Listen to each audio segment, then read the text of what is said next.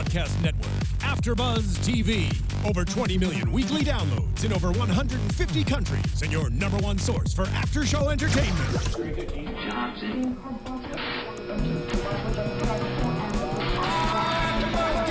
AFTERBUZZ TV, the destination for TV superfans. Producing aftershows for over 300 of your favorite TV shows, interviewing celebrities and showrunners, and bringing you behind-the-scenes exclusives. All thanks to E! Entertainment's Maria Menounos, producer Kevin Undergaro, and internet leader Akamai. Now, let the buzz begin! What is up, Gladiator? Hello? Yeah. Yes, we can Testing 1, 2, 3. Okay. What's up, Gladiators? Welcome to another AFTERBUZZ TV Scandal after show. This is season 4, episode 17. Honor Thy Father. 18. Oh, you are correct. Episode 18, Honor Thy Father. As always, it is your Fab Four here, ready to break it down. Starting with me, Emile Ennis Jr. Hey, what's up, everybody? I'm Kennelia. Hey, everyone. I'm Sofia. I'm Bamm Ericsen. And what do you think of the episode? I was just focusing on young Russell. That's all I could focus on. Okay, great. I second that. Bam, you weren't focusing on young Russell? Okay, great. Yeah, nah, I mean, he all right, but I think my boy Emile can handle, I cannot. But I think he can go toe to toe. Yeah, we ain't even gonna go there because I'm gonna keep looking like this for the remainder of the show. You know what though? We talk during commercial breaks, as you guys probably do if you guys watch Scandal with someone else. And at the beginning of the episode, specifically with the opening with Russell, I really liked it because there was a playful ease to Olivia, like in the standpoint that she was kind of like, oh, wait, you're still here. You gotta leave. And it's like, well, then you should have had me leave last night. Yeah. Number one. Number two, when the whole name game, it kind of was like, oh yeah, boo boo, we're still kind of trying to do this whole pretend name. But for me, I said that when they basically started to kind of tussle before their phone rang, I wish it had lasted just 20 more seconds. Just because it's like, I liked that Olivia. I liked having her in a moment where it was just about her and someone was just honoring and adoring her, and not necessarily because she's the Olivia Pope, but purely because she is a beautiful, sexy woman. So I really like the scene, but I wish it'd just gone on a little while longer just because I thought it was a great scene. Or they could have maybe focused a little on that storyline and not that stupid storyline of her in this whole thing of fixing the execution. I agree. So we're going to start with Mellie and Harmony, her sister that we find out through Lizzie Bear. She goes to wherever Harmony's from, I can't remember, and she goes there to vet her because Mellie's going to be running. She needs to make sure everything's okay. I did like Harmony because Harmony from True Blood, and I geeked when she came on the screen, and she played that character very well. And I think it was a great casting, just seeing them together, Mellie and Harmony, and they are half sisters. Cyrus thought that by Harmony coming into the office, this would change the whole game, and Fitz would immediately, after he sees their dynamic again and how Mellie gets flustered and frustrated, that would cause him to say, okay, you can't do this. And we'll break this whole thing down, but in the end, Fitz kind of got on her side and said, I'm going to be here with you for the long haul. But when we saw the dialogue between these two, and I'm going to fast forward a bit to the dinner, they already had their little tiff when she first got there talking about her heels and stuff, but then we at the dinner, Fitz was having a conversation with her, and even though it was more of a one-sided conversation, Fitz was being very much engaging and listening to her and being respectful. And then Mellie is the one who came out of character, or not out of character, she was out of line when she said, you don't have the right to call him Fitz, you call him Mr. President, which I think is... Knock it off. Are you trying to tell me that when Bill Clinton was the president, that Hillary's, auntie wasn't saying, hey, Bill... You trying to tell me that she was like, Mr. President? It doesn't work like that. Because at the end of the day, you are still the man that we knew. Yes, the public sees you as this. But I can bet you one thing. Michelle Obama's brother is not calling Barack Mr. President. He's probably calling him Barack or Barry. And Barry. I just got that.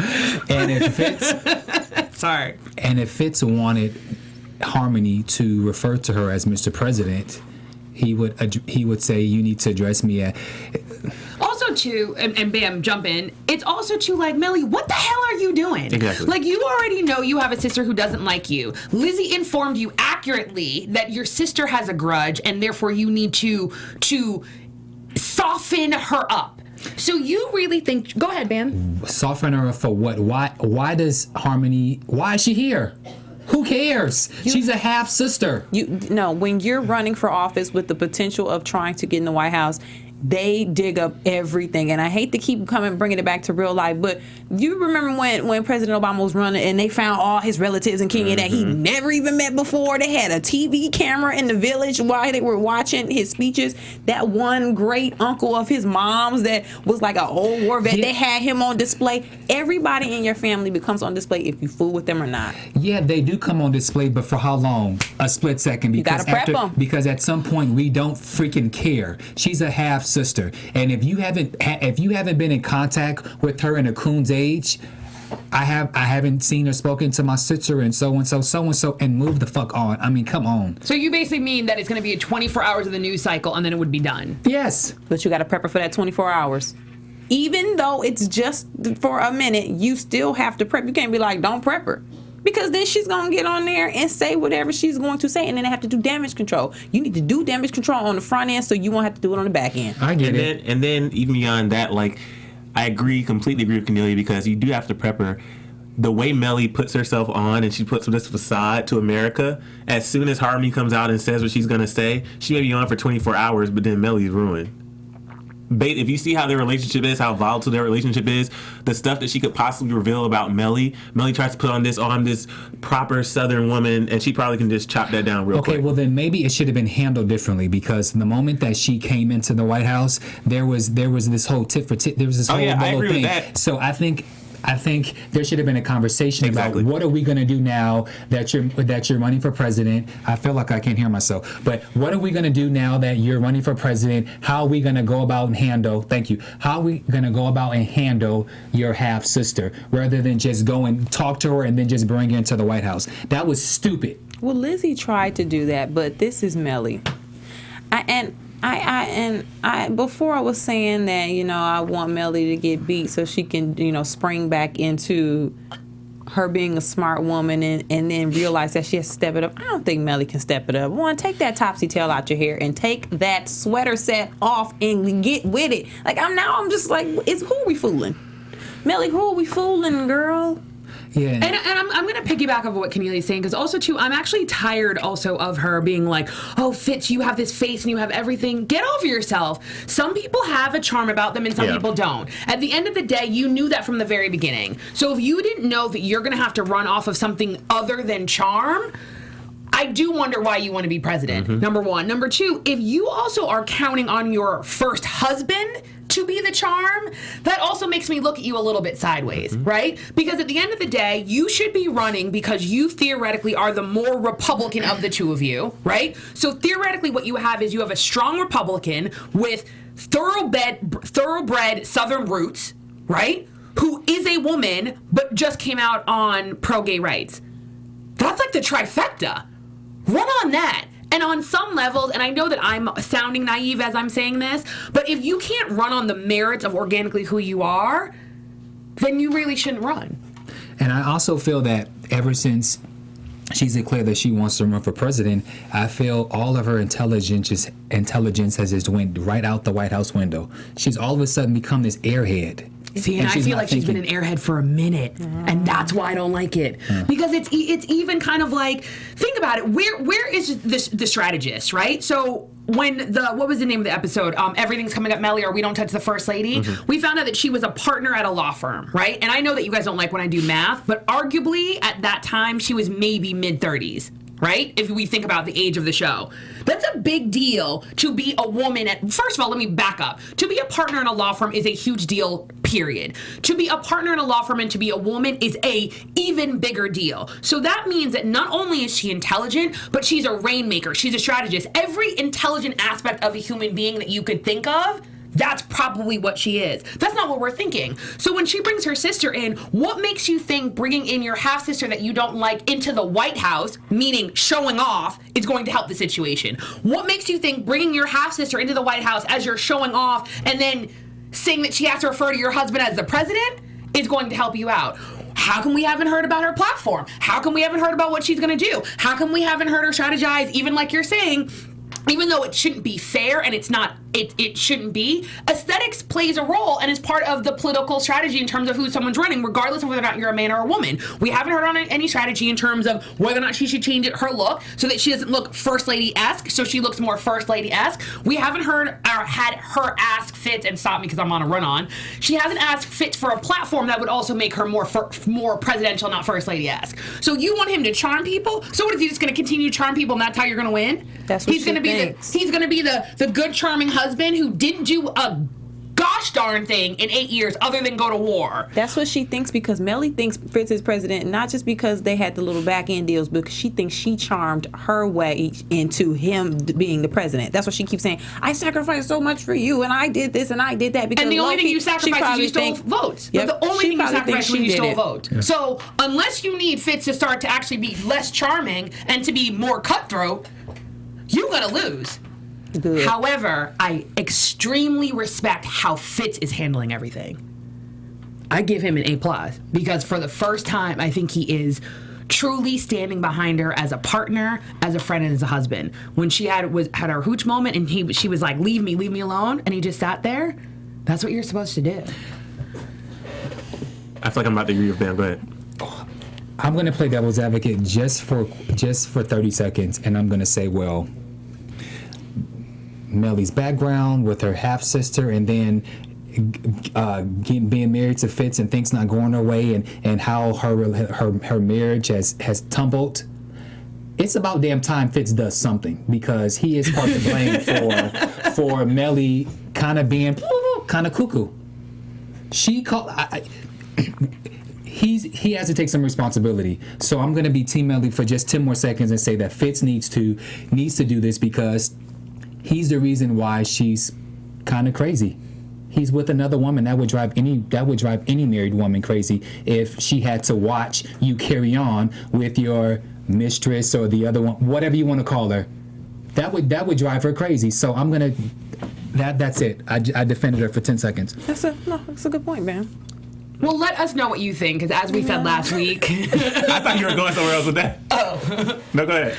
As we said last week, you, the audience, you, the gladiators, you really are the fifth person on this panel. So please let us know what you think. And you can let us know on Twitter, on Facebook, on iTunes, or if you're watching live or later on, you can comment directly on the YouTube page, and make sure to use hashtag ABTV Scandal. And so let us know, do you think that Fitz, it was about time that he stood up for Mellie, or do you think that we're actually finally seeing an evolution of their relationship and who they are as man and wife? So do you guys think that Harmony is gone? Because remember, at the very final scene we saw of Harmony leaving, Fitz kind of pacifies her and says that Mellie's actually jealous of you because she has this void in her life since the father walked out. Do you think, because to me it just seems like Harmony's a little smart in that she's like, okay, I'll give her a hug, but she still has her... It's different if someone came on to work in the office or intern or something and they were like a one-day player. But the fact that Mellie's sister has been introduced into Mellie's storyline, that is a waste of time to do this whole casting for a sister, and she's only in one episode. So she will be back. I don't know when, but she has to come back. She's not just somebody in the, She's not like a security guard. Yeah. No, and Bamm makes a valid point, and I agree with him. However, when I actually watched it, I thought that she was gone. And the reason I thought she was gone is because even though Fitz was theoretically charming her, what he said is actually valid. Yeah. Because what we learned, and I think I said this from the very beginning when she mentioned that she was her sister, I was like, no, that doesn't make sense, because we were told that Mellie comes from like really good pedigree, you know what I mean? Very elitist and so forth and so on. And it just didn't mesh well. So then when we found out that obviously it's a half sister, basically her dad left, Mellie's dad left Mellie's mom for this other woman, it gave you another insight into the whole reason why she arguably is so crazy with Olivia, where it's like, here another woman has taken yet another man in her life who she has loved. So to me, what Fitz said regarding the sister was actually true, because even when Mellie's like, well, I don't embarrass myself. Yeah, the heck you do. All the time. You called a press conference to tell on your husband because he was cheating. Again, you, the first lady of America, called a press conference to tell on your husband, when normal people either tell him to stop doing it, or they divorce, Exactly. or you realize it's happening because you actually offered the woman to your husband to win the election, and you move on. Mm-hmm. Mellie has continued to embarrass herself, so I feel like Harmony actually took it to stock and was like, oh no, it really is the truth. I am actually the one with a better life. And I think that's why the storyline went on so long. Her with her soaps and wherever she lives actually is a happier, better person than Mellie is being the first lady of the United States of America. Yep. Well, Cyrus was happy up until the end. He was scooting around, smiling, skipping, like, ooh, this is gonna be great. He had a plan. And we see where that went. I cannot. I love Cyrus when he does that little Get the side eye. All right. Okay. The scandal of the week. Oh gosh. Well, can I call out Kennelia? Kennelia literally called out the entire scandal. She really did. All the plot points, She the did. beginning, the middle, and the end within the first 10 seconds. And literally, I turned to her and I made Bamm pause it and I go, if you're right, I'm really gonna, and then I stopped because I was like, oh crap, I know she's gonna be right. So, Yeah. I mean, it's just this. Okay, as you can tell, this was not one of my favorite scandals. Basically, I'm not gonna try to fake it. Congressman Reed goes in there and he says that his sister, y'all, I'm not gonna recap. Y'all know the story. So, it just didn't add anything to the episode. Like, I get what they're trying to do. Like, Olivia wants to get her gut back and she's trying to wear the white hat, but in it, while she's trying to wear the white hat and have her gut back, why was she wearing all that damn black? If she's trying to get her gut back and she's trying to be the Olivia, why was she wearing black? And then it was at one point she had on like a black blouse with the 3 buttons that seemed totally out of Olivia Pope character. And why did they not have her wig together? Why did her wig look so? Totally agree. Why did her wig look so off? It looked wiggy. Like this is just pissing me off. And I know sometimes I dog Olivia out, but this show is about Olivia Pope. And it just pisses me off that all these other little little Mickey Mouse stories are starting to take over the premise of the show.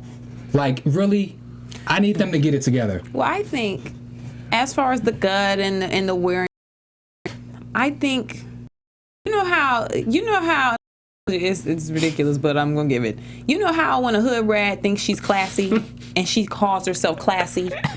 And she'd be like, girl, I'm classy. But everybody around her knows she's a hood rat. He'd be like, stop it, girl, you're a hood rat. But she has convinced herself that she's classy, even though she knows she's not. Because if she tells you she's classy, she thinks you're going to believe it. This whole, my gut in this white hat. Olivia knows she don't wear no damn white hat. And she knows her gut is off. But to me, I'm starting to feel like if she tells you enough about her gut and she tells you about this white hat, that you'll start to believe that she wears this white hat when she knows she does not. That's why I'm like, every time she's like, they're like her gun and her white hat. I'm like, girl, stop. Just we know the hat ain't white. This storyline. It's a stocking cap.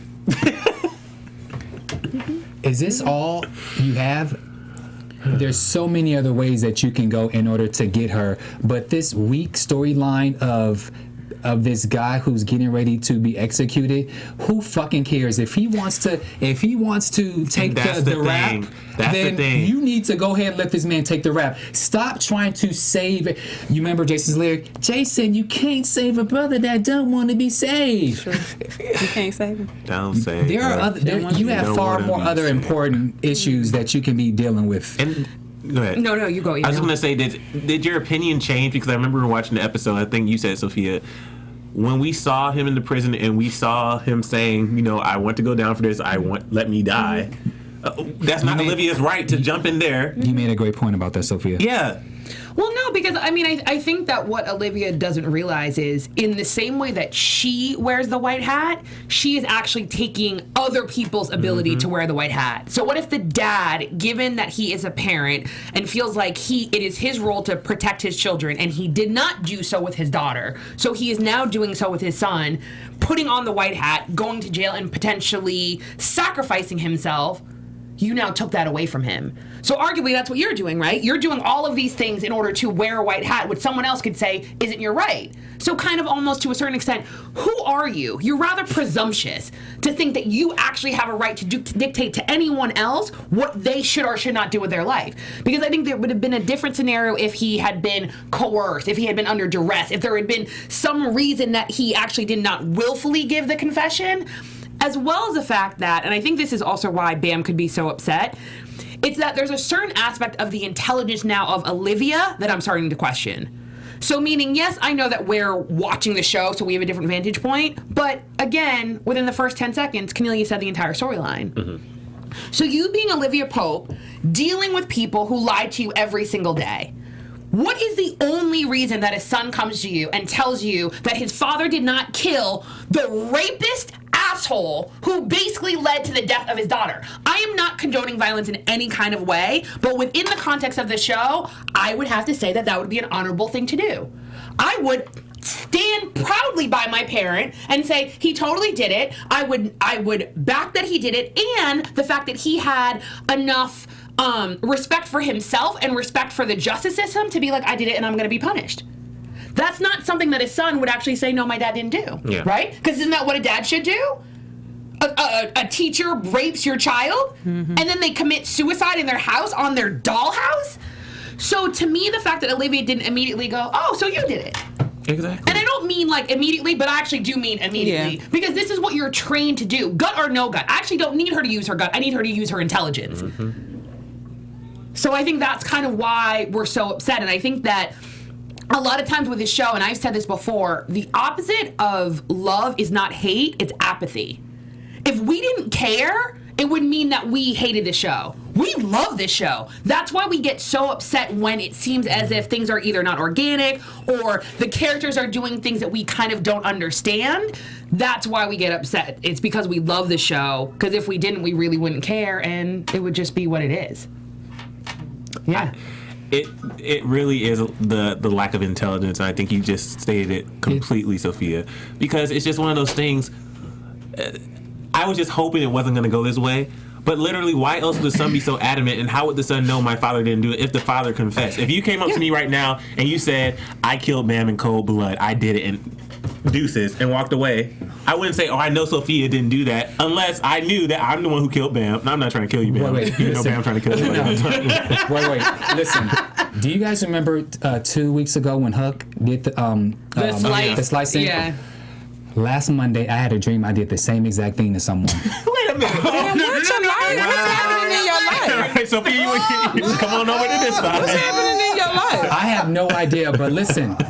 I was in an apartment building, and I literally sliced the same way that Huck sliced. I did the same thing. Wait, but who are you slicing? I'm not gonna say who it is. But listen.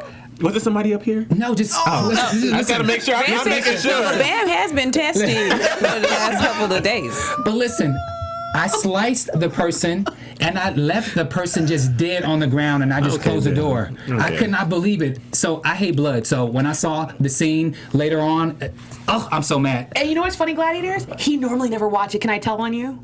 Yeah. Really? Yeah, go ahead. Normally when the blood scenes, he literally sometimes will leave the room. We have to go and get him when the scene is over. So that's exactly why Bamm is not allowed to watch these scenes. So Miss Shonda Rhimes, whenever you have these scenes, can you please do like a blood alert, something, so that Bamm can leave the room? Because we very rarely disagree. So I would hate to be he didn't run out of that dream that he gets upset with. Right? Bamm, did you scream in the dream? No, you but had your pajamas on. He woke up. We ran. Probably we had smiling. Pajamas on. No, I was quite disturbed because I didn't even flee the country. I literally a couple days went by and I left the dead body in the apartment. So anyway. I cannot with you. Where the right hell is now. my fan? I'm like so hot, and it's so cold in the studio. I'm so hot right now. I feel like I'm bright red. Like I'm actually scared. No, really. God, I can't. Oh my goodness. Well, Well, I guess they're doing their job. I want to know off camera who was in the dream, but anyway, let us know what you think. If you are now afraid of Bamm or see Bamm in a different light on social media, you can tweet us, follow us on Instagram, all the good stuff. Me at Emile Ennis Jr. on all social media. Me at Kennelia. Me at Sofia Stanley, Twitter and Facebook, and at the Sofia Stanley on Instagram. On social media at Bamm Ericsen. And Emile does not want to know because it's called plausible deniability. Thank you. Yo, I gotta keep you protected. Plausible deniability. This is all fiction. It is not real. We are just talking about a fictional television show. Sure. Sophia, I can't. I'm trying to think if there's anything else with this Reed scandal that. Nope. Okay. Yeah. The only thing is, and this is going to sound completely effed up given the fact that everything that we just said, the actual outcome and the actual scene I liked. Oh, yeah.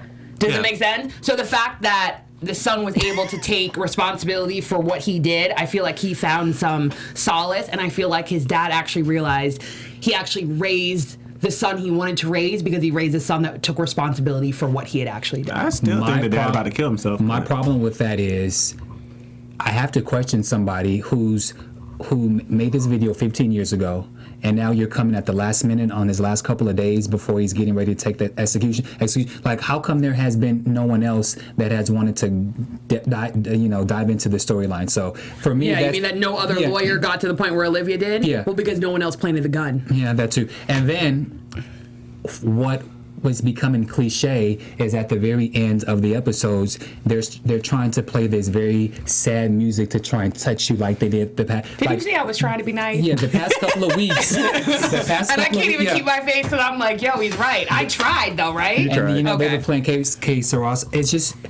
But the music is good. Yeah. Again, the music always good. Music is good. It's good, but I just feel like it's leading us too much. It's by you doing this every week, it feels like you're being lazy. It's just like when they tried to force the Fitz moment us last week. And they're insulting us, the viewers. But okay, moving right along. Excellent point, Bamm. Yeah. Excellent point. But once again, let us know what you think. Let's go into the B613 takedown, which, I mean, was a little more interesting than this storyline with the congressman, but also it really wasn't. So we have Jake, and we saw in the preview last week, they made it all dramatic with Jake. And maybe that's the thing. I'm trying not to. I love this show still, guys. It's just, I don't know. I'm just not feeling it tonight. But I think when they do those, like the teasers for the next week, sometimes they make it too dramatic. Like they hype it up too much and then you're kind of let down. And so they did this whole thing with Jake last week, and I just wasn't really feeling that already. But in this episode, we see that now David wants to take down B613, and since Jake was the last person to command, like he's saying that, he has to take down Jake because Jake doesn't want to do the immunity agreement. He's saying pretty much, I don't need protection. David then is now trying to go after Jake, and they get together 3 of Jake's people that he's worked under, put them all together in a room. Stupid. Which I'm still trying to understand the logic behind that. Why would you put 3 trained assassins, although 2 are quite old, but why would you all put them in a room? And why would you not separate them? Here's my thing. If he was talking about that he's going to get them together to convene in front of a secret grand jury, right? Mm-hmm. If Jake has no clue that anybody's checking for him, couldn't he technically just let them know when the date is instead of putting them in a damn room together? Like, there's just certain things about it that didn't make sense. Like, you're going to put them all in a room together so that if Jake does somehow find out, which you didn't really take the proper measures to make sure he didn't find out, since especially after he threatened you and threw your face on the table, already warning you like, I'll beat you up. Also, I'm gonna back up for a second. Now, another person who gets on my last nerves is David. Yep. So when David thought that it was a good idea to threaten Jake, why? That makes absolutely no sense. Okay, that's the first part. However, Jake's response also to me showed something. Let's think about it. Let's just for a quick second compare Jake and Rowan. Have we actually seen Rowan ever be physical? Thank you. Well, he's an older man. No. But he's scarier. But technically, right? Technically, presumably, we fear Rowan differently than we fear Jake. True. And part of the reason that we fear Rowan is because we have never seen him laid a hand on anyone. Even remember back... Oh, probably, what was it? It was probably middle or towards the end of season 3 when Huck went to that trailer to kill that person, and basically, like, Command was just basically, like, next to him, like, talking to him, and remember even the scene before, like, Huck was behind Command and basically was going to kill him, and basically, like, Command basically just, like, whispered something to him as he was still facing forward. There's a certain aspect to Jake where I never believe him as Command because you shouldn't have to do that. You should have literally been able to just look at him, and David should have been like, oh, sorry. Yeah. It makes me not believe that you're actually as maniacal as we should believe you to be, especially given the fact, and I have to fast forward, the end of the episode, Rowan's back. The only way that Jake can kill Rowan is if he's badder than Rowan, and he's not. He's like a Maybe they're doing this on purpose. And I'm not. And I said maybe they're making Jake this way on purpose because technically he wasn't. I don't know. We don't know how Rowan became Command, but he seemed like the type that he earned the spot. Good point. Jake became Command when the boss got fired, so he was like the temp Command. No, he was like they took the temp gig. You know, when we find another Command, we'll replace you, Jake. But can you just sit in the seat, keep it warm, while we look for a new boss? So Jake doesn't. He can't do those things. He was just a temp. I feel like this whole B613 storyline, I wasn't expecting it to last this long, like past one season.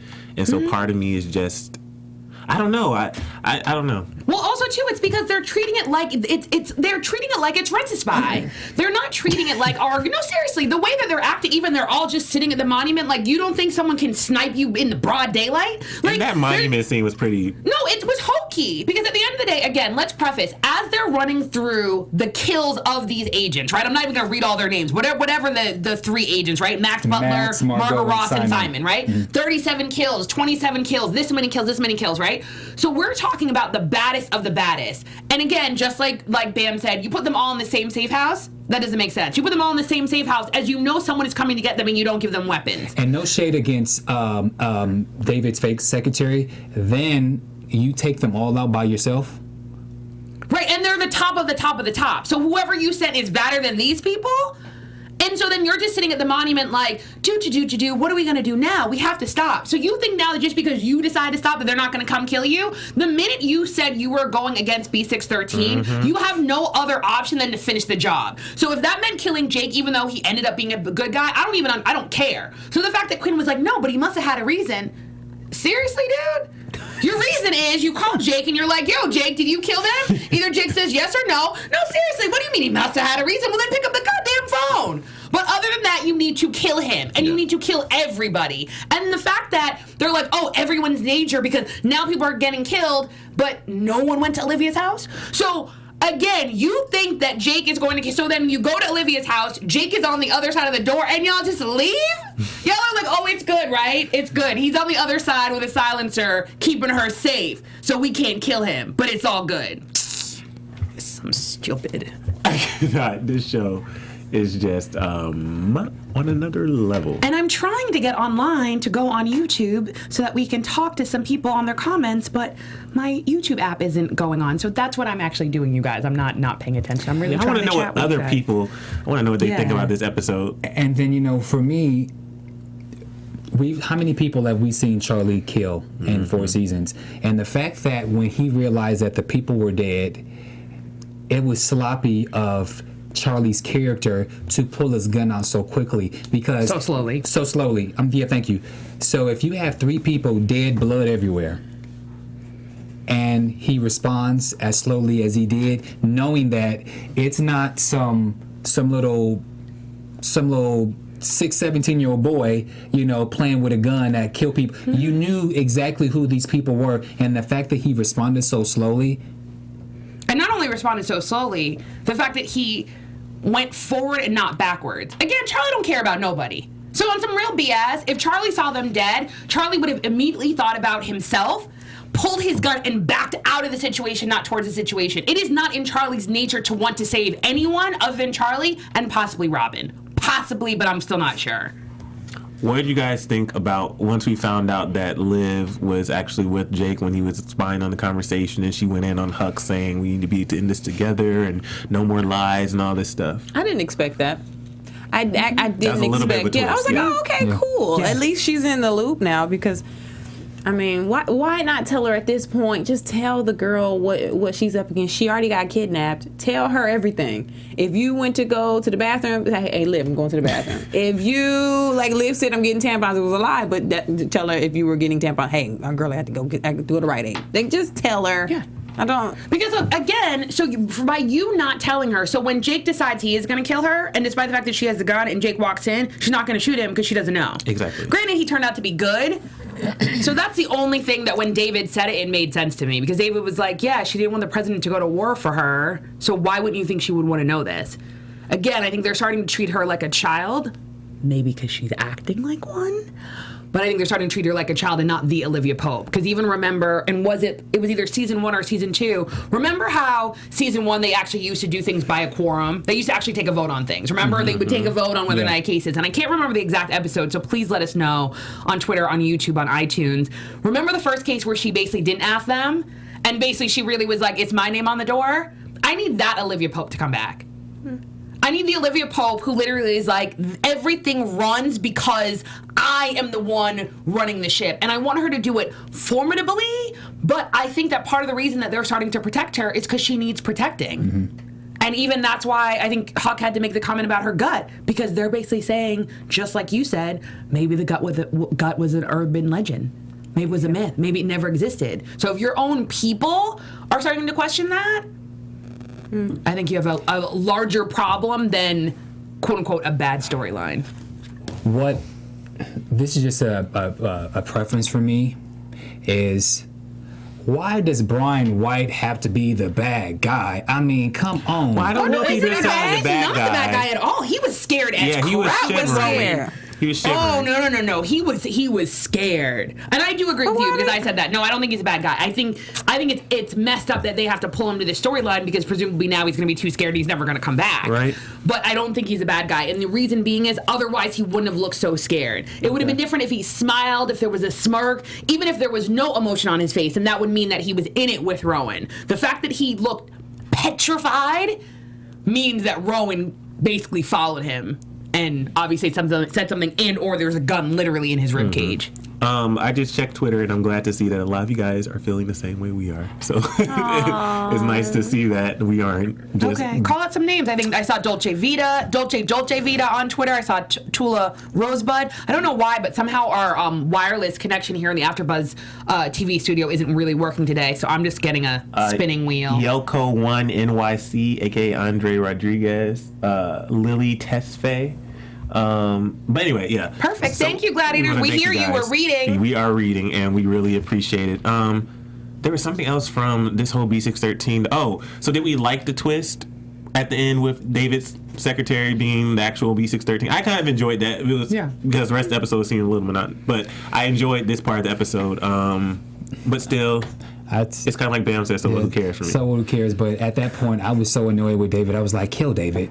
I thought David was going to die. I thought, the way it had the music flowing and stuff, I'm not saying I wanted him to die. Did I want him to die? I actually did. You Sorry. can only tread on thin ice for so long. Yeah. David has been pushing the envelope. He was about to tell that they had rigged the election. He is trying to take down B613. David does things that should have gotten him killed a long time ago. So if he would have gotten shot, I wouldn't expected it so soon. But I would have been like, oh, okay, it's about time. And why does the U.S. Attorney General, so again, the top attorney for the entire United States of America, need to call and tell Huck what the case plan is? So you decide after, what was it, 3 or 4? I can't even remember now how many. So 3 spies die in the safe house, right? So again, because you have a mole, you have a leak. So you think somehow it's a good idea to call on the phone and tell someone why you're going to do something, and then have a secret grand jury. The reason you have a secret grand jury is because it's secret. Mm-hmm. So do you know how you keep a secret? You don't tell anybody. Maybe Huck is his work girlfriend now. I cannot. So guys, as you can see, we thoroughly enjoyed the episode. We really did. We enjoyed the episode. Yeah, but we really did, actually. That's why we really did. That's why we're so hyper. But we really did. Let us know what you think, as we said. But now it's time for Kennelia's cold piece of the week. Cold piece of the week for Scandal Season 4, Episode 18 has to go to the fact that I don't think Brian White is going to be on this show any longer. That's the cold piece. That is the cold piece. I was excited that Olivia got a new young thing, you know. She had him in the bedroom. It was a little Stump the Yard 3 going on in the sheets. And now Rowan came back, it ruined the whole thing. If your dad had a gun to my ribcage, I'm not coming back to the house. I'm not coming back. Don't call me, don't text me, don't hit me with the hey stranger. I don't want none of that. Just leave me alone. If Rowan even lets him live, because now he knows too much. So, you know, that has to be cold piece of the week. And I'm also disappointed that he probably won't stay around long enough to let Olivia know that he was Harrison's Dean of Pledges for Theta Nu Theta, spring 2007. Stump the Yard 1 reference, guys. That was my movie. I love that movie. So for that reason, I'm giving Brian White probably not being on the rest of the season the cold piece of the week. And cold piece-ette of the week goes to Miss Sofia Stanley because she celebrated her birthday yesterday. So guys, shout her out on Twitter, Instagram, and Facebook, YouTube. A player about to turn up for Sophia's birthday. That is true. So Saturday, if you see some tweets that you don't want to see, I thoroughly apologize because we about to turn up. That's cold piece of the week, guys. Let us know who your cold piece of the week is on Twitter, Instagram, and Facebook. Hashtag cold piece or cold piece-ette. All right. Do we have any predictions? I am going to predict. Now, your AfterBuzz TV. I will predict that, and I haven't even looked up on IMDb Pro, but I am going to predict, because I'm good for that, I'm actually going to predict that Brian White is going to come back, only because I think it's a fresh breath of air for Scandal fans, and the fact that Olivia she has someone that's outside of the whole Jake Fitz thing, so I'm going to predict he's going to come back. I'm not sure in what aspect, but I hope maybe he's the guy who will stand up because he really likes he likes Olivia. Maybe he'll stand up. So whatever is about to happen, he's like, I'm not finna run away from this. I predict the opposite of what Bamm is saying, only because I don't believe that they will give Olivia a good dating option. Because if she doesn't take the good dating option, then it kind of exposes her. You don't want to date a good guy who got a dope job. He's nice to you, treats you well, but you still following the dude who has a wife and he's not gonna leave her no time soon. So I don't think they'll keep him around. I think they'll keep him around maybe for a little bit, but not as a real boyfriend dude. That's my prediction.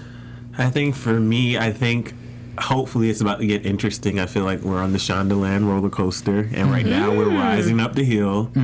And hopefully we're about to get to the tipping point and go down, because I feel like her kidnapping and that whole storyline, her getting released, that was kind of us going down the hill, and now we're kind of just in the low, rising back up. So we're not gonna. We're rising, hopefully, and then we're gonna go down the hill, the big hill, into the season finale soon. Yo, I got nothing. Well, where can we find you guys on social media? You can find me on social media at Bamm Ericsen. You can find me on Twitter and Facebook at Sofia Stanley, and on Instagram, the Sofia Stanley. And thank you so much for your birthday wishes on Twitter, on Instagram, on Facebook. I feel so loved, Gladiators. Thank you so very, very much. And you can find me on Twitter, Instagram, and Facebook at Kennelia. And at Emile Ennis Jr. And make sure you go to Sophia's Instagram, especially today, because she posted a throwback pic where we look a hot damn mess from season 1 of Scandal, where we thought we were stunning. I had on my black tie. Dress shirts and ties. Listen, where y'all going? Listen, we didn't know how to dress back then. I don't even look like that anymore. Bamm looked like Plaxico Burress on his on that picture, y'all. You need to go see it. The Sofia Stanley on Instagram. Oh my God. All right, guys. We love you so much. Thanks for watching each and every week. Hope you enjoyed this after show. Scandal's not back next week, right? Correct. It comes back on the 16th. So we'll be back on the 16th. But next Thursday and always we'll be on Twitter, Instagram, Facebook, all that good stuff. Thank you so much for watching, and we'll see you next time.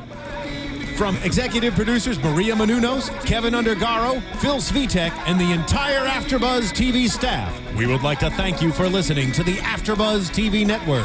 To watch or listen to other after shows and post comments or questions, be sure to visit AfterBuzzTV.com.